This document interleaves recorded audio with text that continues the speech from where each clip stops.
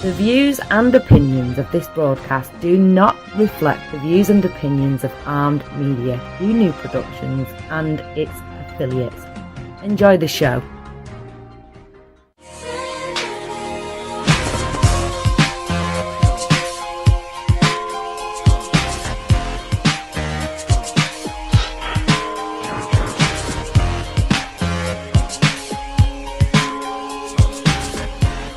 Add to timeline. Hello everybody, happy Friday to you. This is Irina, and behind the velvet rope with me today is Tyler Simon, or is it Austin? It's Austin Taylor Simon. It's Austin Taylor It's a long Simon. name, yeah. Okay, so he is here with us, and you guys, if you saw his pictures, he's super hot and sexy, so you absolutely have to see him. Go find us on Facebook Live. I'm sharing the link right now to my personal page as well, but the easiest way to find us is go to Behind the Velvet Rope with Irina, and it's spelled I-R-I-N-A, because I'm Russian and my name is Russian. So we are live on Facebook as of right now. Watch us, enjoy it, and you cannot miss it. I mean, Austin is hot, I'm hotter, so nobody would argue with that, but so you have to see it. But anyways, back to Austin. So Austin is an actor and a model. So you started as a model, right? Yeah, I started about a year ago. Okay. I always knew that I wanted to act before I wanted to model, but I wanted to get my foot in the door, so to speak. So I chose to model first, and then I kind of slowly made my way into acting. Okay, Yeah. so we have to start with our strengths. You definitely have the looks. So you started with that, right? And then... Well, of course, yeah. See, I'm from a small town in southern Georgia, so down there we didn't have much opportunity for acting or modeling. So it's basically fields and tractors and stuff. So I worked at a peanut lab at the time, and I knew what I wanted to do. So I just started applying for agencies in Atlanta, and then I finally I signed a contract, and that's when I started driving back and forth to Atlanta. And then I knew that I didn't want to do the peanut job anymore, so I just had to make that move. And it was scary, but I had to do it, and I haven't looked back since. And I think we're also blessed you're on a set nowadays. It's actually how we met with Austin. It was one of the filming sets, and I just saw this hot, cute guy, never mind I'm married, and me and my girlfriends, of course, had to discuss it. And, I have a good excuses inviting people on my show so I can talk to people like you. Right. And that's how we kind of become acquainted and kind of friends later on. Right. So, because, we see each other on sets a lot. And, okay, let me ask you this question. When did you realize that you're handsome? Well, actually, it was actually only a couple of years ago, because when I was younger, I actually thought that I was ugly for the longest time, because oh my gosh, okay. my parents, me and my brother, I have a younger brother, and they shaved our heads. They shaved all of our head except our bangs, and just left our bangs. That would And make anybody yeah, it was like so embarrassing. And then at some point, we realized that I had vision problems, so I had to get glasses. And then I started growing my hair out, so I kind of looked like Harry Potter. And it was just this horrible, until I was about probably 17 or 18 is when I realized, hey, and I started working out and I started dieting. I was like, okay, well, and I finally just kind of was like, well, I'm not made for the peanut business, so I'll go ahead and have a better future in front. Right. And you look super hot in glasses too. Do you want to put them on and show people? Because I told them, do not take glasses on. It makes you look so much more. Not like you're not interested in glasses, but I think glasses make you look even better. Yeah. Okay, here we go. So I appreciate it. You see that hot guy? Well, yeah. He looks like a lawyer slash so attorney, some like stockbroker. Oh boy. Anything. Like assuming it's. I mean, no. You look like an MIT student right now. Oh well, I guess that's a compliment. See, that's a role you could play. Right. So, but if he takes the glasses off, I mean, he's just handsome. Okay, whatever you imagine. I posted some pictures, guys. So, and ladies, don't be shy. They're on our page on Facebook, and of course, you have an option right now to join us live and asking questions. So that was a bold move. How long was the drive for you to get to Atlanta? Well, it was a 3-hour drive. So I would go. Yeah. Oh my gosh, that's a commitment. Yeah, just over 3 hours. So I would come there, and then I would like stay in a hotel, and then I would come back. it was rough because I mean I wasn't really signed yet. You know, I had to get my training done and stuff. So it's like a random gigs here. Yeah, and I wasn't making enough money to, it was rough. Now the peanut business, I was making plenty of money, but it was just a job that I was not happy doing. Right. So I had to make the decision. I'd rather be happy than have money. So I figured as long as I was eating and I was paying bills and I was happy, then it didn't really matter. So you can actually pursue something that makes you excited. And I think that's a lot of people don't understand, how did I go from information security, a stable paycheck, a pretty stable job, but super boring to me. I mean, I'm smart and I'm logical and I can do the job, but I was dying out of boredom. Yeah, I think the word is monotony. It's monotony. It's the same thing over. You get up at 5, you drink your coffee. Yeah. Well, and after the first year, I mean, every time I would drive to work, I was like passing out. Like I'd fall asleep, I almost hit mailboxes and cars. So then I had to drink coffee to go to work, and it was just exhausting. I felt like I was 40, 50, 60 years old. And I was going to sleep early at 9 o'clock. It was rough.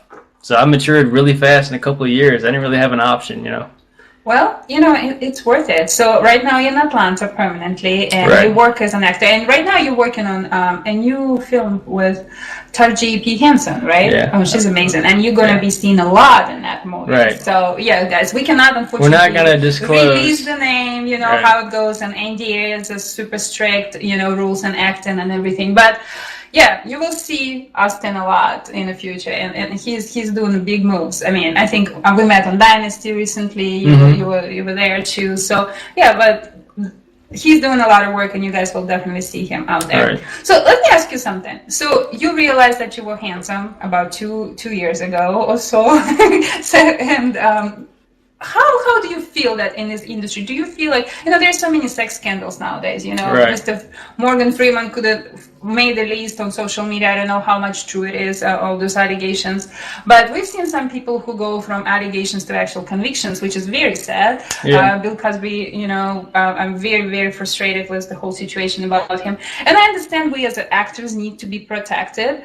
And, we don't want to be judged as sex objects, or used in this industry based on our looks alone. We all have, character and personalities and talents. But at the same time, we kind of signed up for that, in a way. So what's your opinion? How do you feel about people like staring at you and going ooh and ah and looking at your looks before they even appreciate your personality? Well, actually, okay, it goes kind of two ways, because for me, it's actually not a good thing, because the way that I feel is I'm kind of like a target, in my opinion, because I give off like I think I give off this, like I'm privileged, like I've had this life that has just been so easy to live, and like I've been raised on money. You're driving a nice car. Yeah, and see, like nice, I bought that with the peanut money, everybody. That's what I'm saying. Like the car was bought with peanut money. Right. It wasn't. None of this stuff was like given to me. It was all, it was hard work, and it took a long time, and it's like a misconception. So when people get to talk to me and they do hear me speak and stuff, first they hear the southern accent, where are you from, blah, blah, blah. I tell them that. And then it just goes down this rabbit hole, and they realize that I have so much depth to me that they can't usually wrap their head around it. So it gets rid of this, privileged money, blah, blah, blah, Spoiled with attention. Right, yeah. Everything comes easy to me. I can have anybody I want, kind of thing. Yeah, all that stuff. And my husband was always complaining that he'd been through the same problem. He was working for Hogs, driving Mercedes, and he couldn't get a date. People would literally come on a date and turn around and leave just because they assume he has this, kind of playboy lifestyle. Yeah, it's everything an comes image. easy to him. And he was working 2-3 jobs at the time, Yeah. and it's funny how guys sometimes they want to get those, good cars and dress nice, and then they end up and they think that would kind of make them popular with the females, and then females got all insecure and actually tried to stay away from guys like that, and it's great. It's a weird situation where you think like, okay, if I get A, B, and C, I'll be so popular and so successful, and everything will, a relationship like this will get easier, right? But it feels like, especially if you're attractive young man, and you got all those items, women are kind of steering the other way. Yeah, and so you gotta have this. See, when I say I've matured, because I'm only 22, so I had to mature like really fast to get to a point where I wasn't really being a kid. So like for years and years, I didn't really have any fun. I didn't have an option. So I had to just learn how to think like a grown person.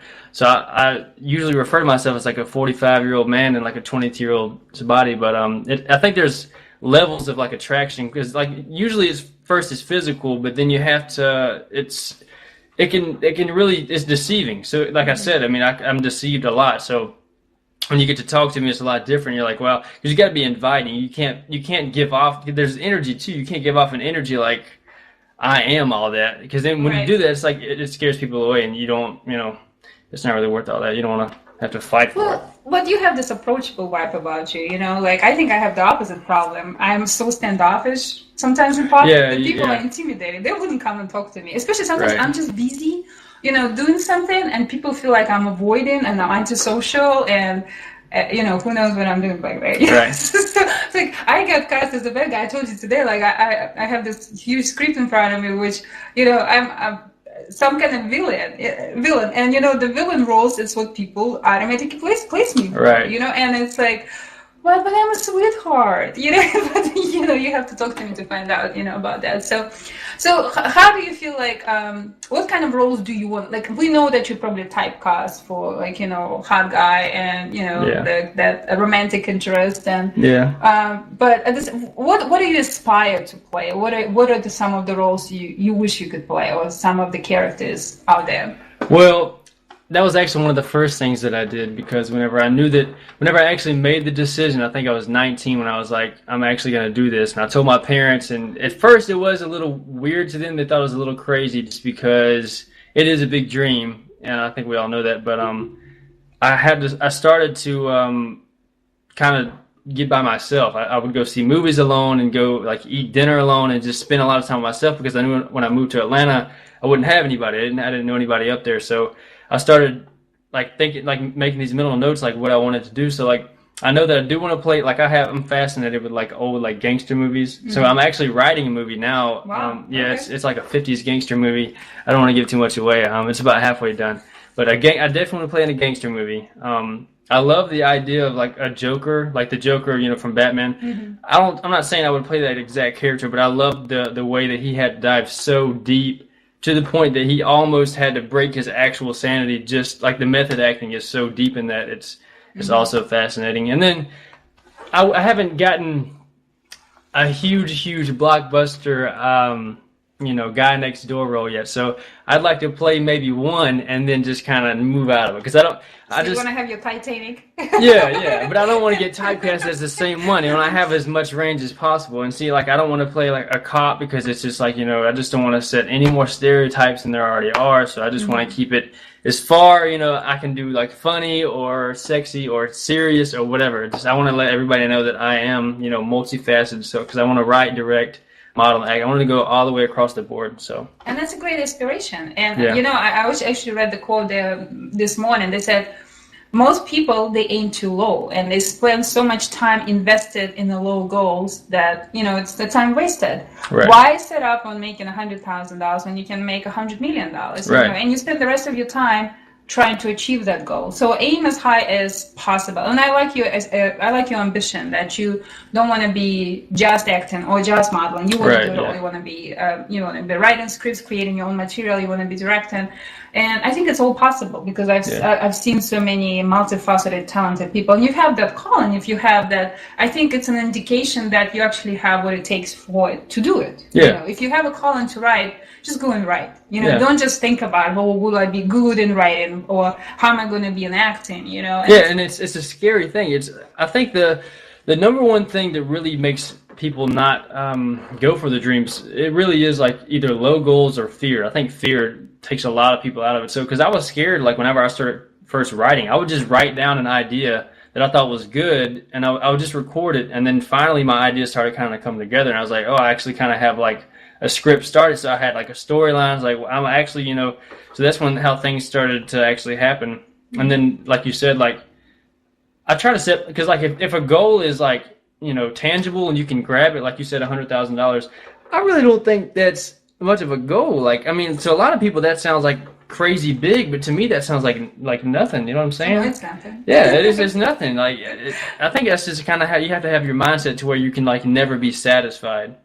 But you also have to have this balance to where you can be satisfied, or you'll die from working so hard. You know what I'm saying? Like you'll dive too deep into it where you can't come back out of it. Yeah. And you don't want to get stuck there. And actually, I always look for inspiration outside the industry, because if you only talk to actors all the time, you go crazy, because you will be constantly comparing yourself who's booked what, are they ahead of me? I'm constantly learning from the actors and casting directors, and I'm constantly searching for some podcasts or blogs or taking any training possible I can take and learning a lot. But at the same time, I try to get inspiration from people outside the industry. So the other day, for example, I was listening to a great interview with Jesse.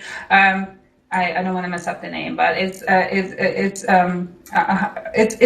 a great, it's a millionaire here. He lives here in Atlanta, and he's married to a billionaire, which is an interesting situation, right? But it's not even about the money. His concept is creating a life resume instead of a work resume. He's so self-aware of how much time we have left. So he measures everything like, okay, we can average live 78 years. How am I going to spend that remaining time of my life? What I'm going to spend, the people I'm going to spend on, actions I'm going to take, and risk I'm going to take. So he always, the interesting takeaway from me was, he was like, I always had this film in my head, the end of what I want, kind of my dream, my passion, my goal. And then you write the script. You know, how are you going to get there?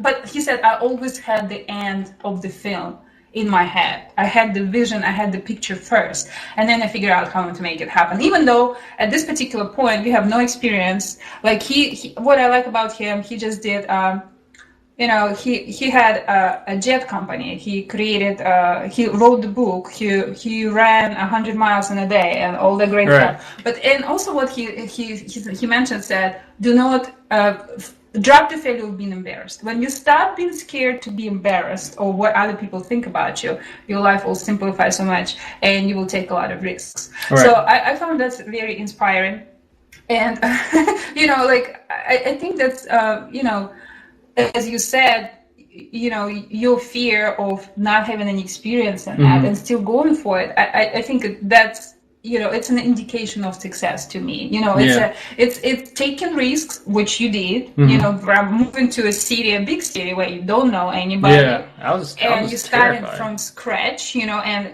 right now you probably know so many people already, just a couple months later, because when people approach you or talk to you, you connect with them very easily, so, and you always eager to find that new information and next step that you have your goal, and you just grabbing those opportunities and you're doing it instead of, sitting somewhere and dreaming about it. You got into a great market. Right. And see, I had a dream about it for so long until I actually took an action on it, because it was the place that I was raised, and I was grown by that time. I was, 21, 22 years old. So then, I wasn't small-minded. I always had, an expanded mind, but my view was limited because I had only seen so much.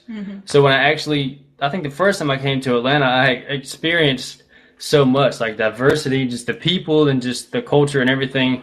The food, I mean, we only have a certain amount of things down there to eat. I mean, it was like so, and I was depressed. I was down. So I had to hit like a really low point and then I met the roommate that I would live with now. I was on set on a movie and we met. I mean, it's just crazy how things, even now, like as I'm acting and modeling, I'll feel kind of low. I'll get in this funk where I just kind of feel like I'm low, and I'm just kind of like, oh, well, nothing's kind of happening. And then all of a sudden I'll have like 3 jobs or 4 jobs, and I'm like, oh, and then I'm like, oh, how am I going to fit all this in? You know what I'm saying? So it's a roller coaster, and that's kind of how, you just kind of, and then once you get used to the auditions and stuff, we got to talk about rejection too, because that's a big. Yeah, we're going to talk about it. What do you want to say about the rejection? So, when you first start doing things like audition and like when you act and stuff, some people can be shy or have stage fright. As a child, I was very shy. Like high school, middle school, I didn't really talk that much. I had a couple of friends. That will do it to you. Yeah, I mean, I had I think a bowl cut at one point, and then I had and I had my hair, so it was all the way shaved and just the bangs, and then I grew my hair out all the way to my shoulders, and it was blonde, and then I cut it. It was rough. It was really rough. No, hey, it was true. But so once you get to actually go on auditions and stuff, I think you kind of know what you're going for. So once you get rejected, like, it's not really rejected. They don't say, "Oh, I don't want you" at the point. It's just you start to realize that a lot of things it is about your image. So it's like it's not like I'm a horrible actor. It's just they know what they want before you walk in there. And if you're not it, they're not going to change it over for you. Well, sometimes they do. Unless very rare. Unless you're just the golden, yeah. It happens. So. But you know what? We were actually joking with Austin, discussing our live auditions, and we noticed that we book roles when we think we didn't really do so well. Yeah. You know, the roles I booked, which actually I have a upcoming premiere coming up in June. I'll keep you posted on the details. But if you're here in Atlanta, definitely check it out. And we were talking, like, the roles I booked, I was thinking, like, okay, they didn't ask me to do it again. They didn't smile. I didn't get much feedback. They just told me thank you, and I left. And I definitely felt like I totally probably didn't convince them that I was good for that role. And then you get a call and you booked. And sometimes, as I said, I auditioned for lead, but they booked me for supporting. Yeah. Which is also possible, which is I'm okay with. You know, it's wherever you fit, as you said. Yeah. But I think the most irritating is when you get all those promises and they're just like so in love with you. Yeah, we want you. You did great. I have a role just for you. Oh, please give me your email. I'm going to send you the script and this and that. And they like so, and you come out of that room thinking like, oh my gosh, I got it. Like I should post aced it, you know, and then you never hear back. Right. So it's almost like they're trying to make you feel good because they're like writing notes like, we don't want him. He's not good. Well, my theory is different. I just think they sincerely in love with you in that particular moment. Yeah. But then somebody else walks in and makes them forget about you. Because sometimes there's 100 people a day. It's like you're just another thought. You're like a memory that's gone at that point. And they totally forgot about you and they in love with somebody else. And right. This is the kind of business we are in, you know. They liked you, they envisioned you, and the next person comes in and it's like, oh my gosh, I envisioned this person better. And it's almost like, sometimes it feels like, well, if you come the last one, that's when you get it. But sometimes it's the opposite. Somebody just set the bar so high in the very beginning that everybody who comes in after that, they're just like, nah. Yeah, we already got, you know. Nah. And then sometimes they have a vision of who they want, and then you'll come in and sometimes people have been written. They'll write a character into a show or something because they like your energy and that you're funny or you're just something that they need for the show or the movie, whatever. And they'll change the movie or the show for you because you're needed for that. So I mean, they just can let you go. Yeah, it's a crazy business, but I think that's what I don't really get. I love getting adrenaline rushes and just the stuff that I've done in my life. I kind of got used to a lot of stuff, so. I mean, I've experienced a lot in my little short thing. So, like, this it makes me kind of nervous sometimes. And that I love that feeling of, like, it makes me feel alive. You know what I'm saying? Like, when I do, like, a fashion show or something, and there's, like, you know, they're flashing. And then I remember one time I almost cried because I don't really experience a lot of emotion, like, you know, sad emotion or whatever. But it was just I walked out and there were so many people, and it just kind of got me. And I almost teared up, but I didn't. You hold on. But you can always come back to that moment when you need to cry on a cue. Right. I was like, man, that really. It's like, remember that? Oh my God. Right. Yeah, those are great, you know. Well, you know, I think when you're doing what you like and you're really passionate about it and you're just in the process, you can't let it stop you. You just keep going. Right. You submit. I think the other day we were just discussing it. It's like, okay, I have to renew my, Actors Access submission. I still have to submit a lot, even though thank you to my agent, Barbara, you're doing an amazing job. That audition you told me about is going to be recorded tonight after the show, promise. But, you know, thank you so much for that. But at the same time, I like the quote by one of the Hollywood managers, Wendy, in a great group, which actually I think you're a member of too. And she said, agent and manager get paid 10 and 15% because they only in control of your career or, you know, they can change your career 10 or 15%.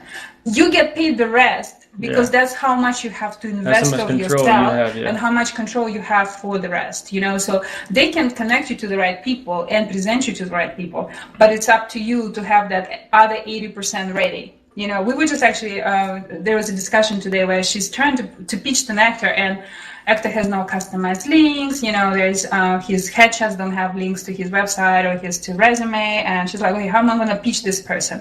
And there's exactly the opposite, the success story, when a lady I actually connected with the other day, she just recorded a monologue. It was a wonderful monologue from some TV show, and she did an amazing job. And she had her website up, her resumes on links on her website, links on her headshots. She's an experienced actor, but she's very humble about it, and she's constantly working on it. And she put this amazing monologue in front of 20,000 people, 200 of who are managers and agents.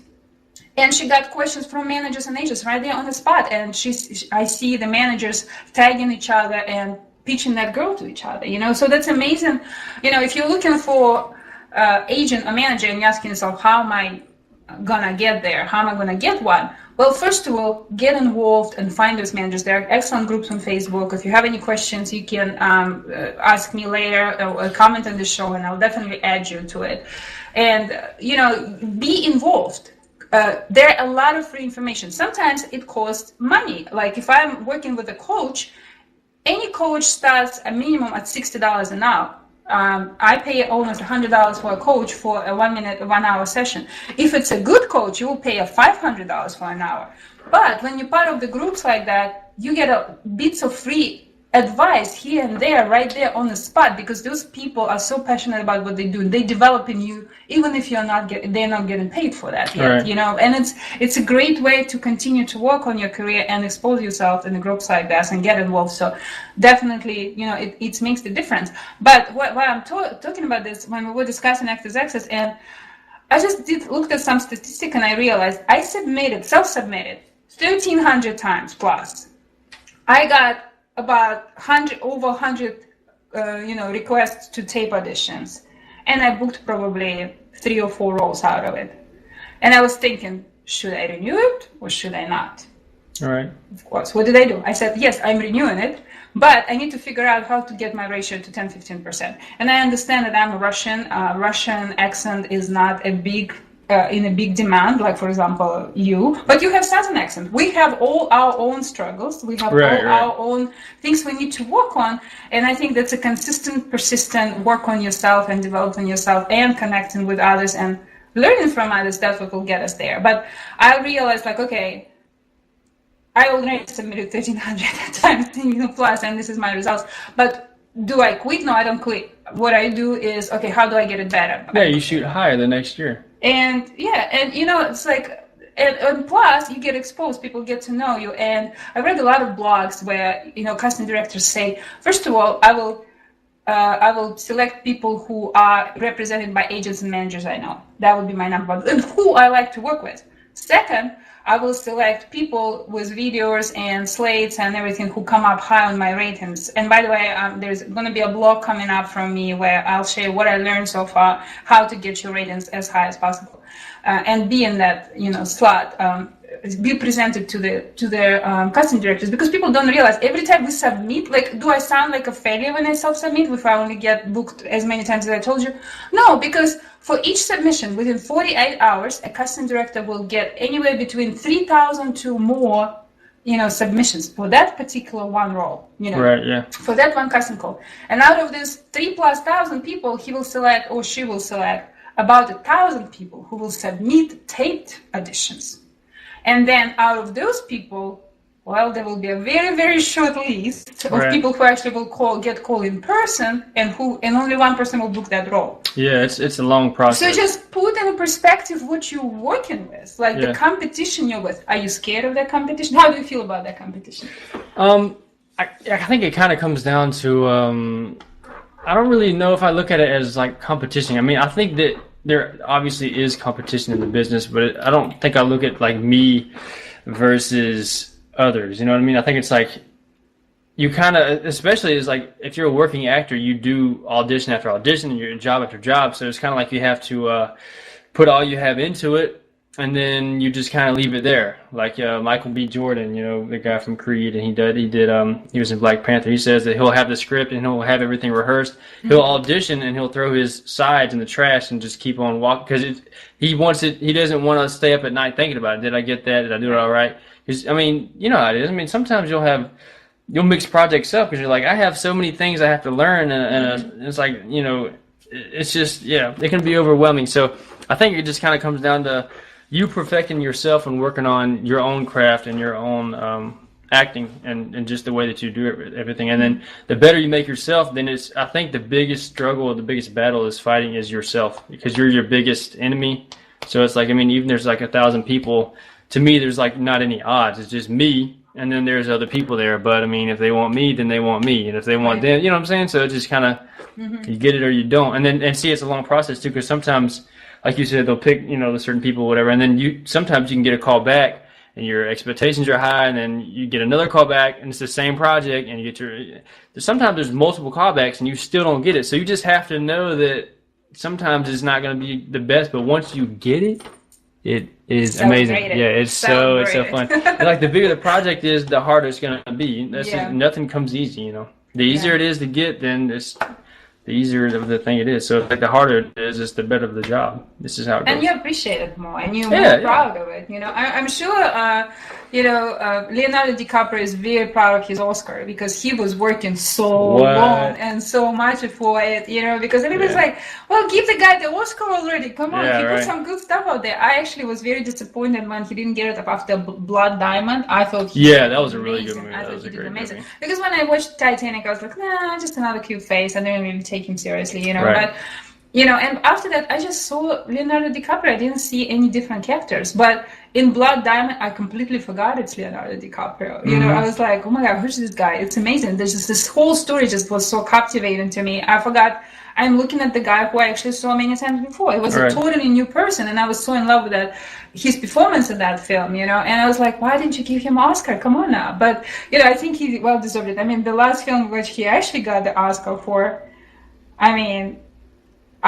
he did amazing. And there's so little talking, and there's so a lot of, thought process behind that role, so much action that it's inspiring. It's very inspiring. So, I think you have a great future in front of you, and you're very persistent and very passionate about it. So I'm definitely happy I met you that early, because I think in a couple of years it will be really hard for me to get you on the show. But I hope you will remember. Let me call my manager and see what he says. Yeah, I know. It's just like sometimes, now I'm trying to get some high-profile guests, even though I'm not saying you're not high-profile. I actually get more pleasure out of shows like you, because I know you personally. I'm more comfortable with you. We're more friends. We understand what we're talking about.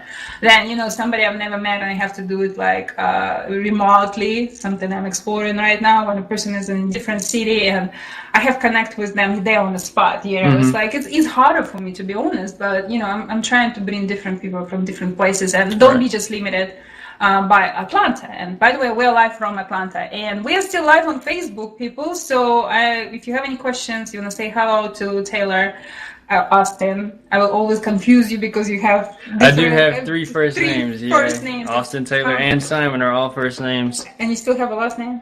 Yeah. Oh my God! I don't even go there because I'm totally confused by that. That's Southern naming. Okay.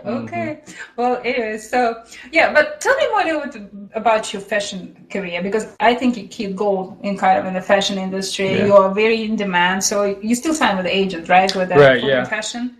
So my agency is it's like there's no kind of restrictions, because like most agencies, they want like for me. You're not exclusive with them. Yeah, I am exclusive with them, but they're like as far as who they sign, they're not like, you don't have to be a certain height or a certain ethnicity or stuff. So like most agencies are like me, I would be considered a traditional male model because I'm like 6'2", Caucasian. I'm just like the standard or whatever usually, because you fit in the standard sizes. Right. I'm not. Everything but my feet, man. My feet are like kind of big, so they get like it's a good thing, 10 or 11. Right? Yeah, but the shoes are really small, and if you complain, you don't walk in the show, so you just gotta crump your little feet in there, and then you just gotta like walk. Yeah, and they're like $1,200 shoes, so you don't want to mess them up. But and see, like, the modeling, it was cool and everything, but I always just aspired for, like, the acting was so much more to me. It was more important. So like What did you learn as a fashion model? Because I'm sure there are some men right there sitting there and thinking like, I want to start, but I don't know how. How did you start? Right, How yeah. did you get your first photo shoot? How did you get signed with the agency? You said you were like sending everything to Right, everyone. yeah. So can you give some, a little bit of a tip to somebody who's just starting out as a fashion model? Because you kind of went through that process. I'm sure you have something out of your experience that you can share with us. Right. So I didn't know anything about anything with fashion or modeling or anything. So back home, like I said, there was no agencies, nothing like that. So I just started to, like I said, I started to work on my body. I started to work on my diet and exercise. And you need diet, exercise, and rest for the three things that change your body. So if you want to change your body, that's what you have to do. So I had to change my appearance. And then the clothes I would take. So I knew that I had to have photos, like high quality photos. So I reached out to a photographer back home, and she took amazing photos, and I sent them out. So I knew that Atlanta was the biggest city close to me that had to have agencies, and I knew it did because, I mean, I looked them up. So I looked them up, and you can submit online for, like, it's just like an application if you want to model. And you see which agency, you read everything about them and see who you think that you want to sign with, because they're all different. They're never exactly the same.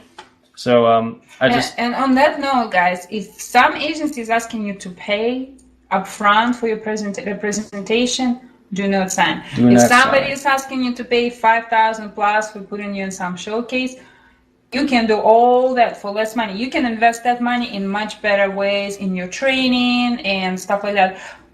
Nobody would just take you and make you a star. You make yourself a star. Yeah, that's like a dream. And I think a lot of people actually, this is their first mistakes when they're just starting out. They think, if I'll pay somebody large enough amount of money, they'll make me whoever. They'll discover me. They'll discover me. Yes, and I know a lot of people get scammed like that. I always got scammed like that, but I jumped out of, before I paid the whole amount because I realized after a couple of classes of training, I was like, this is BS. Yeah, I don't think I told you about it, did I? It was when I was 18 years old, and they had a showcase back in like Albany, Georgia, where I was from, and we showed up and everything seemed, I didn't know anything, and so my parents had the money at the time and everything, and it was, I think they called me a triple threat or whatever. They pulled me out of we saw him first thing, blah blah blah, and we signed a contract. And so we did a showcase and the whole training and blah blah, and they told us who they've made a star and all. They sell you all the dreams, and then we went to LA and all that stuff. After it was all done, I think it was $15,000, and I didn't get anything from it. Oh my God, that's like a huge amount. It was rough. Very rough. When people tell me 5,000, I'm like, oh yeah, that's a lot of money. Yeah, the initial contract was like 5,000. Then we, like, all the flying and staying, we paid all that alone. It was all us. So it was around $15,000. So we definitely learned a lesson. So do not pay anything up front. I mean, if you got to pay for headshots and stuff like that, Yes. But even headshots, if somebody tells you the headshots will cost $1,000, run away. That's right. 500. It's still a little high. It's a stretch. You can still get a quality headshots for less. You just look at their work, and exactly. sometimes they'll have deals. Like I got really good headshots, I think, for $75 because the guy had specials going. It was like 3 looks or something like that, and I jumped on it as soon as possible. He was a great guy. I got great headshots, and I've been sending them out all the time. People will be raving about those people. You just ask for recommendation on Facebook. Simple. People will be raving who they work with and who they got. A lot of great quality photos. But also do your own research. First of all, what is a good headshot? Do your research. Yeah. Because so many people think, like, I just take a close-up picture and it's a headshot. No, it's not. It has to be cropped correctly. It has to be having a right background, because I see so many African American actors on a brown background, and they pretty much like kind of merge with the background. I'm like, why? Why you call yourself a headshot photographer? Why are you doing this? Why you make your actor disappear? Always contrast. So like if you're light skinned, it has to be complemented.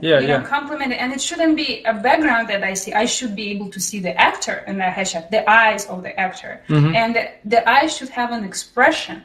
It's really make a huge difference if you take a headshot before acting training and after acting training. Right. And I understand it's kind of like a trap of 22, and it's better have any good headshot, and then you just improve your headshots as you go. For example, I feel like I'm due for a headshot renewal already, refreshing, even though I love my current headshots and I still look like it, but your expression, your eye expression changes. Like one of the actresses I know, I saw her headshots before that, and then she took a good 6 months of training with a great coach, and her headshots are she's a different person. Her contact with the camera, you just see so much in her eyes. But when you look at that headshot, I was like, girl, you're gonna book a lot of roles with that headshot. And I hope I'm right, because you just see the difference. Either a picture of a person who doesn't know what he's doing in front of the camera, and the person who actually makes you see somebody. And it's not just like, you can make somebody see with a smile or without a smile. You don't have to be all serious about portraying this character. But you need to know your brand. You need to know which roles you want to be cast for, and you need to portray yourself. Your headshot need to place you in that role. Right, you know? So it doesn't mean you have to be dressed as a doctor to play the doctor, but you have to suggest the intellect, you know, they have to suggest the education. They have to believe that you can portray the character on camera. Exactly. That's all. So definitely, guys, educate yourself before you do research. I think it's a kind of, I'm not saying it's horrible that somebody will take advantage of people who trying to make it in the industry the way it happened, you know, to you or me in the very beginning, because I think everybody got scammed. It's just a matter of amount, you know, because we don't know what we're doing. So listen to us who are already making it happen. It's a research, and ask other, find people who are already in the industry. Find people who are already doing it and ask them, what did you learn? What are the mistakes you made? What the lessons you learned? What tips do you have? Most of the people, they will share. Don't you agree? Yeah. There's no reason for us to hold back. We're all kind of in it for the same thing. So we're usually, I mean, not everybody's friendly, obviously, but I mean, most of the people, pretty much everybody had to work their way to where they were. So they pretty much want to help people that are first starting, because I mean, it's kind of rude not to, but I mean, you know, and you can find a lot of it. I mean, like groups on Facebook and stuff, I get a lot of work just from people sharing, like just literally people, there's groups that are just for acting and just for modeling. There's a lot of groups just for like Atlanta. I mean, there's like just to where your area is. Your markets, worldwide. And absolutely. And talking about that, you know, I did meet some people who would just hold the information and would not share, but it's very few of them, and it's more exception than the rule, because I have no problem sharing what I've already learned. You don't know it, but you cannot take this information from me. You're not going to compete with me. Even if you look alike, I still have something unique about me that is not going to make this market more saturated if there are more actors. Because some people are freaking out right now. They're yawning on me. I've been on set all day. I know, he's been working so hard this week, so I don't even take this personally. I know how it is. Like when I go from a night shoot to a day shoot and only coffee keeps me awake. So this guy works a lot. Trust me. It's the last day of the week. I've been working all week. Yep, and it's an early raisin. Yeah, it's early call time. Call times are usually 6 in the morning, 7 in the morning, and you still have to get there. So people don't realize that about acting. It's a lot of long hours. Yeah, overtime is pretty common. It's 14, 16 hours, 12 hours. 12 hours is the shoot day. 14, 16 hours. And it's crazy. We work those hours. Right, yeah. You know, despite all that rejection we were told you about, despite all this, you pretty much are self-employed, and your managers and agents, they help you, but they do 20% of the work. You do 80% of the work. Right, yeah. And then the long hours on top of that, and they're still doing it. But, you know, what I was trying to say, guys, reach out, because, you know, we helping each other out. I actually was making fun today. I met on set the guy who looked exactly like Ed Sheeran. Yeah, that's what. So she posted something, and I was like, "Who is this guy?" Because it dang sure looks like Ed Sheeran with curly hair, but I didn't ask her because I was like, "Well, it's not him," but it really looked like him. It looks like him, and if you see him in the profile, he is exactly Ed Sheeran. His eyes, his face, the way it's shaped, his nose, everything. I was like, "Come on, now you need to capitalize on that lookalike thing." Right, definitely do. Yeah. So I told him, like, listen, if I'm gonna put you right now, your picture with me on the Facebook, people will assume you're Ed Sheeran. I guarantee you, and people did. Definitely. And I'm going to reveal his name at the end of the day, of course, because I'm not trying to, you know, tell anybody that I was hanging out with Ed Sheeran today. But, you know, interesting story people actually were sharing on my post is that, did you know that when Ed Sheeran came over here, he was living with Jamie Foxx, and not because he was so cool and he knew him in person, because he was homeless, pretty much. Yeah, he was like couch surfing for a long time. He was living in people's houses. They just kind of let him stay the night. Because, I mean, a lot of people, I mean, they live in a van or something like that. I mean, I know a guy that was on set recently, and he's living in a camper right now. Because I mean, it's like you got to chase the dream. I mean, it's not easy, but sometimes you just kind of have to surround yourself with people that you really trust and love, and just make sure that you have all your resources, and just play it smart. Don't chase the dream so hard that you can't eat or you can't pay your bills. You know what I'm saying? Like, right. You still have to you got to compromise and make sacrifices when they're needed. But you have to be smart. You cannot live off other people all the time. Yeah. But at the same time, if you're in need, ask. People will help. Like for example, Tyler Perry. When you're in the Tyler Perry studios, that's probably the only studios I see where they have showers and clean towels and everything you need to take a shower and refresh yourself, because he lived in a car. He knows what it's like. Right. And I always find it so touching when you go to use the bathroom or in a Tyler Perry studios and you find all those like hotel style showers and towels. I think it's so beautiful and wonderful, and I think they should have more of that, because yes, as an actors, we do go through hard times. It's unpredictable. Today you booked $1,000 job, $10,000 job. Tomorrow you struggle. How am I going to pay it's a my roller mortgage? coaster. It's up and down. Yeah. So and of course it's another question. How can you find income or create income, and which can maintain flexibility and work around your passion? You don't have to be a waiter. Everybody's thinking that's a default, but that's something we'll talk about some other time. So back to you, because I am famous for actually screwing people of their answers and taking them completely different directions. So what did you learn from your fashion career, and what tips do you have for those who are just starting out? Because we talked about, avoid the scams. If somebody wants you to pay a lot of money up front, run. It's a red flag. Yeah. So do your research, you said. Even if you don't know anything, get a good, in touch with a photographer, get some good photos. What else can you say? Of course, work on yourself. You cannot be a model and don't work on your body. Every time I'm trying to eat dessert, I think about it. And that's, I think, because we're all human, so like that's actually my biggest weakness. Like, I love anything sweet. Like, I have a huge sweet tooth. Cake, cookies, it doesn't matter what it is. So, and catering on set does not make it easy. Usually they have some good stuff. Yeah. So you have to. Diet was, I think, one of the biggest things that actually changed my life, because I was working out really hard and I wasn't seeing any results for years, and then I realized that it was actually 80%. So you have to find something that you can stick to pretty much like around the year. So I would eat. So now, like, I eat really clean Monday through Friday, and then Saturday and Sunday I'll have a little bit of extra or whatever I want to eat, and then that Monday again I'm working out hard, but make sure you do your cardio and so you got to work on your body. Where do you find the inspiration? Like, I know there's a lot of stuff online, but do you follow, are there any particular trainers or people you follow which kind of gives you advice, or did you research everything by yourself? I think so I think what it stems from, for me personally, is, remember, I didn't think I was attractive until the last couple of years. So I actually had a self-image problem for a very long time, because I'm not like naturally fat, but I'm not naturally like ripped either. So I'm sure y'all are familiar with the term skinny fat. Yeah, so like you're skinny but you don't have muscle either. And I just hated, for the longest time, that's what I had, and I wanted to change myself like permanently, and I just wanted to become a different person, so that's what I had to do. It was to the point where I did not like the way I look, and I think a lot of people, if not all people, go through a point where that's just how they feel. They don't like the way they look, so they have to change something about it.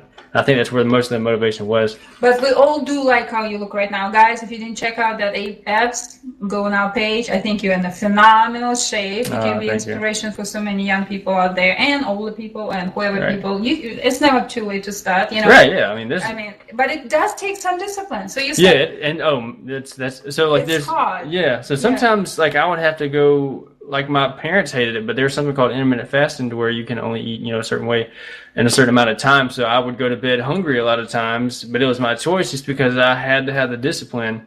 When you have cookies and pizza and stuff like that at the house, man, you start to kind of go a little crazy, But if I want this bad enough, then I'll do it. I'll work out even though I'm exhausted, or I'll do this, or I'll do that. So then you start to you break these mental barriers to where you thought you could do something, and then when you do it, it's like, oh, well, I actually can pretty much do anything, because you just get to this point where you're like, I'm not invincible, but I'm going down this path to where like nothing can touch me. as long as I am like it, once you learn how to control yourself, then that's when I think everything it just becomes, it just kind of floats off. It's all dust, it's just fake stuff. So the fashion stuff, I didn't have any fashion sense at all. Like I didn't know how to match. The clothes I wore were not good, not nice, blah blah blah. But that's why they have stylists and fashion designers. So and I had never wore really like nice stuff. So whenever I had got to the training and stuff with my agent, I realized I could actually pull off almost like anything. Like it was a completely new concept. I thought people were just being nice to me, to be honest. But I mean, I saw you bring that clothes to and life. some crazy stuff. Cool, man. Yeah, cool, and some crazy clothes. I'm trying not to cuss, but it's some crazy clothes that I wouldn't even wear personally. They look great, and I'm like that. And then whenever I look at it, it looks like it's almost like I'm acting because the picture doesn't even look like me. Like when people meet me in real life and they see my Instagram or they see like my portfolio, they're like, "Oh, this looks like." Totally not true. Yeah, and that's when they say that like, "Oh, you're a professional model because you can flip the switch and change it." And I think that's why acting and modeling often go side by side. Yeah. Because acting helps you a lot in modeling. Right. Because you kind of merge yourself into that character, based on your environment, your outfit, whatever you're trying to create with a photographer.